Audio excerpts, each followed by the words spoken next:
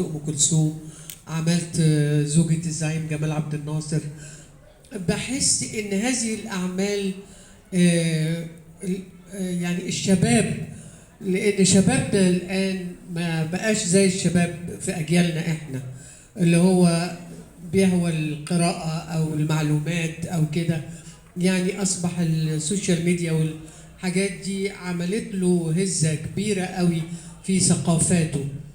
فأنا بتحمس قوي لهذه الأعمال اللي بتتكلم عن تاريخنا، اللي بتتكلم عن علمائنا، اللي بتتكلم عن يعني أنا من ضمن الشخصيات اللي نفسي جدا أعملها الدكتورة سميرة موسى، اللي هي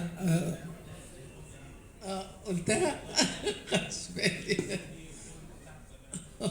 فسميرة موسى دي كانت حلمي من زمان، معرفش ده هيتحقق ولا لا، بس يعني من الشخصيات اللي بتمنى جدا هذه عالمة الذرة النابغة اللي طالعة من طين مصر وبتنبغ نبوغ كبير، وبتاخد منحة انها تسافر بره وتعمل دراسات عن الذرة. ولما بيقولوا لها انت لازم تقعدي معانا، فبتقول لا انا لازم اروح مصر عشان اخدم بلدي، فبتغتيل. ودي كانت بداية يعني سلسلة اغتيال العلماء المصريين اللي اغتيلوا لنفس السبب. ويعني مش اقل من 10 12 يعني عالم. فهذه النوعية بحبها جدا، وخصوصا العمل ده أنا ممتنة له جدا، لأنه يعني صحح معلومتين لعبقريتين.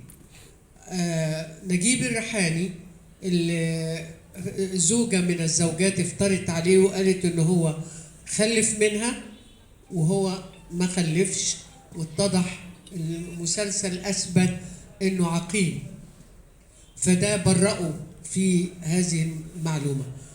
سيد درويش هذا النابغه اللي مر على تاريخ مصر وعمل نقله فظيعه جدا في الموسيقى العربيه والشرقيه والمصريه، اللي افتروا عليه وقالوا انه مات بتعاطي المخدرات، وده اتضح انه غير صحيح.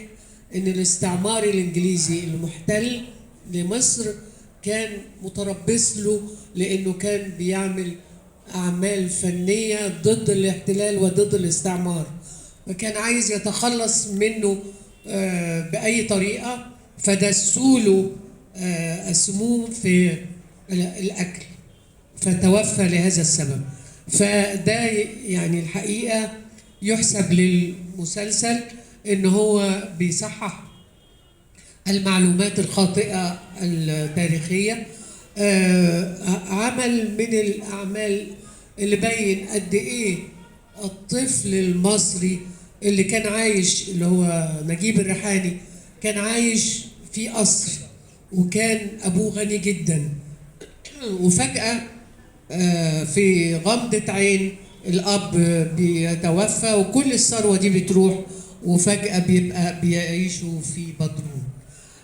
هذا الطفل اللي عنده 10 سنين تولى يعني الصرف على الأسرة كلها، وعمل أعمال شاقة جدا جدا علشان يصرف على اخواته وعلى أمه.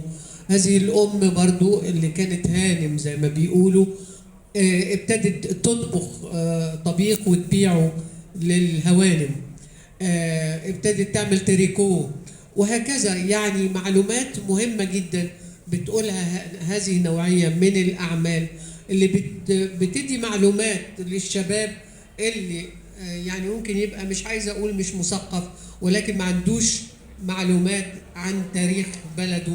فهذه الأعمال ممكن تفيده جدا في انه يتعرف بشخصيات يمكن ما كانش يعرف عنها حاجه. انا مش هقدر انسى، انا اصلي من النوع اللي اعرف بحب انزل اشتري بنفسي حاجاتي من السوبر ماركت. ف في ابص الاقي ست ومعاها ابنها عنده مثلا 6 سنين ولا حاجه، بتقول لي ده انا بتفرج على المسلسل وهو معايا، وهو يقول لي انا بحب قوي العمل ده.